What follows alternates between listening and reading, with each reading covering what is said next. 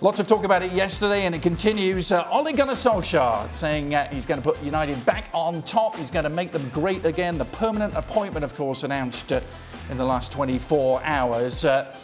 Steve, you weren't on the show yesterday, so I haven't had a chance to get your initial reaction. What is it? Is this the right move for United? I was surprised. And the reason I was surprised because I thought they would wait until the end of the season, not only to see where they finish up in the Premier League, but to see what may be available in the market as far as managers go. This would suggest that Pochettino's definitely not going to be available. Somebody like Allegri, it would seem, is not going to be available, because I can't understand why they wouldn't have waited. You know, Ole Gunnar's done a great job since he came, yes. But the truth is, he's won games that they're supposed to win. You know, they played a proper team in PSG, got annihilated, but somehow won. Got knocked out of the FA Cup by Wolves. I mean, I would have thought United would wait till the end of the season and see whether this burst that they've had since he arrived, is it going to last? What happens now if they lose 4 or 5 games between now and the end of the season? So do you think Pochettino or Allegri would have been better options? Yes. Yes, I do. Yeah, absolutely. I mean, CV-wise, experience-wise, it's night and day with Solskjaer. But I'll tell you what as well, Man United board, they're going to love it. They're not going to have somebody complaining and moaning about players that they're given. They don't have a Mourinho that's going to say, well, listen, that's not the guy I wanted. Because you know all they'll get on with it. Gab Marcotti is with us. Gab, you haven't had a chance to weigh in on this yet. Were you surprised? I was surprised, like Stevie, that it happened now. In fact, I wrote a whole column about this on our website.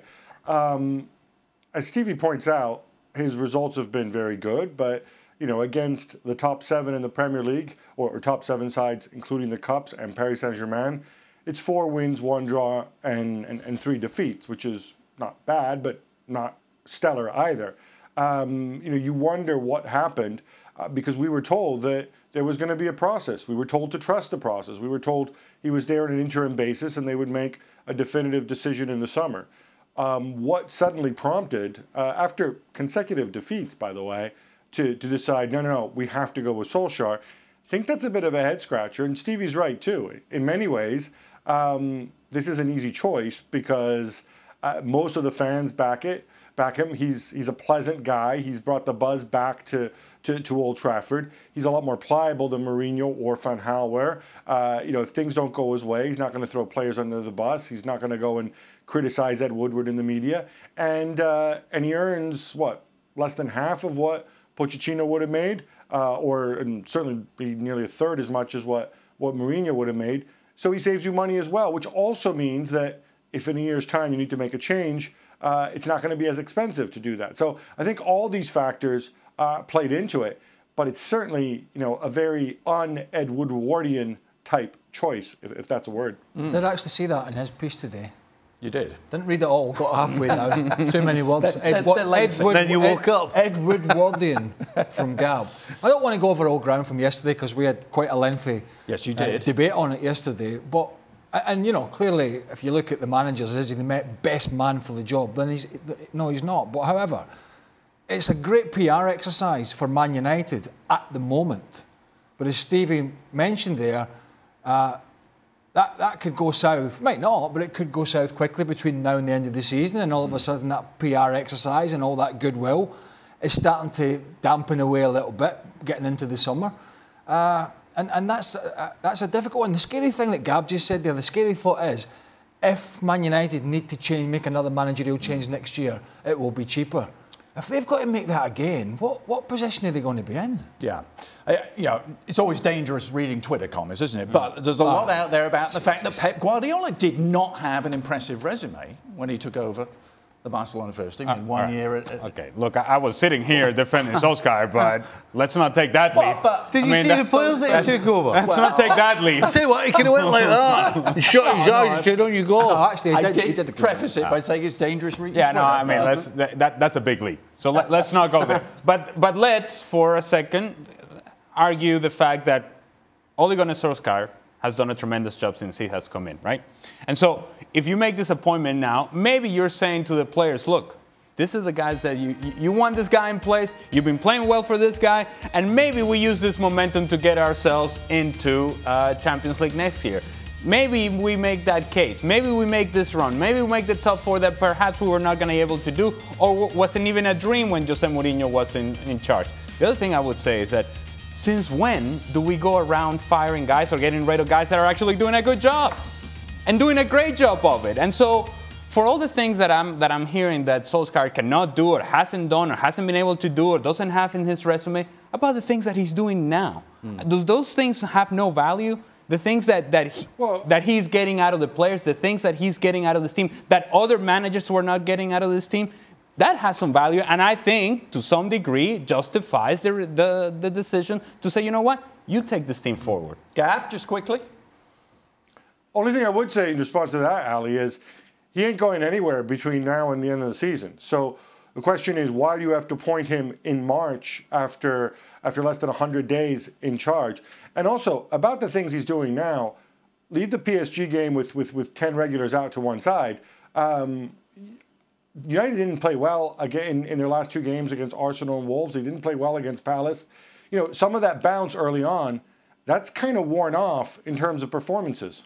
Let's not take away from what he has done. Okay, if you want to make cases for somebody else, go ahead and do that. But taking away, think we are, Ali. No, but I think Gab is, because he's essentially saying underappreciating what he has done up until this point. This team was floundering in mid-table. This team was nowhere near the pace of the top 4, and now they have a chance to make it into the top 4. There is some value to that, at least in my mind. You just wonder if some of the optics of this is the fact it's just come off. They're too worse to think. I mean, is that anything to do with it? I don't think any of us are devaluing what he's done, right? We've all praised him for what he's done. But this is Manchester United. This is one of the biggest teams on the planet. And there's a guy taking over who's been coaching in the academy at United and in the Norwegian first division. And you think, and a spell at Cardiff, which was an absolute disaster, to take over one of the biggest teams in the world and think he's going to turn them into world beaters and challenge him for Champions Leagues. But he's had a pretty significant audition, hasn't he? I mean, those stats we showed up, more points than City and Liverpool in his time. No, nobody's denying that, but you do. You know, listen, the players were on the floor, right? And as I said yesterday, I think Mourinho had taken it to such an extent, so low, that he actually wanted the sack. The players knew it, and he knew it. So I'm not taking it away from him, but he went in, happy-go-lucky, gets the pick-up, they play well, they got some good early fixtures in against weaker teams, they battered those, then there's some great results. All of a sudden, they got that pasting at home to PSG, it was down in the doldrums. Yeah. Miraculously got the victory in Paris, don't know how they did it, but they did. And now it's just gone a little bit flat again. And I just think for one of the 2 or 3 biggest clubs in the world to give somebody the opportunity to turn this sinking, it's not a sinking ship, but it's certainly lagging, to turn that around after 19 games and say, there you go, you've got the responsibility now. I think that's quite a big ask. Well, his first game in permanent charge will be at home to Watford. Meanwhile, Raheem Sterling continuing to grab all the headlines after his exploits for England. Of course, red-hot Raheem. Rah, Raheem. And the reason I bring it up is the ballots are out for the PFA Player of the Year. The players will be voting on this over the next couple of weeks. And as you can see, Sterling, second favourite to win it, some distance behind Virgil van Dijk. According to the odds makers, Aguero, Mane and Salah also in there. It's a difficult one, isn't it? Yeah, who would you give it to? It's apples and oranges, because if you like your defenders, Van Dijk, and Aguero's been, and I think... I don't know. I'm erring towards Sterling, but then if Van Dijk helps Liverpool to the title... Yeah. So you have to vote now. There's still 8 games to go, so you don't know what the outcome's going to be. I mean, listen, if you can, there's pros and cons for both, to be clear to everybody. Yeah. Raheem Sterling, no question, has taken his game to a level that not any of us, I don't think, thought he was capable of. To the point where every time he gets the ball, you think he's going to score, or he's going to set somebody up, or he's going to terrorise the defence. The argument for Van Dijk is that he is so far ahead of anybody in the world right now as a defender. I mean, he's on an island, miles away from anybody. There's nobody close to him. Yeah. So it's... I mean, the game's about goals, and if you think the game's about goals, then you give it to Sterling.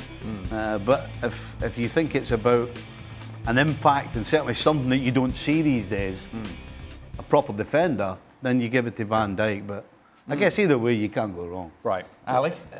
I think what I found outstanding about Raheem Sterling is that he is standing above in a team in Manchester City where there's a whole lot of talent, and yet he is the highlight of a team that, again, you can pick and choose whatever player you want for your starting 11. Raheem Sterling has been outstanding. But to me, there's no question that if we were to vote now as to who should be the player of the year, it's Virgil van Dijk.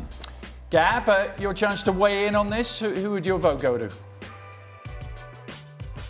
To me, it's a toss-up, so that I always look to the next criteria, which is if you took these guys out of their team, how much would their team suffer? And you take Sterling out of City this season, you know, maybe they'd be second, a few points back.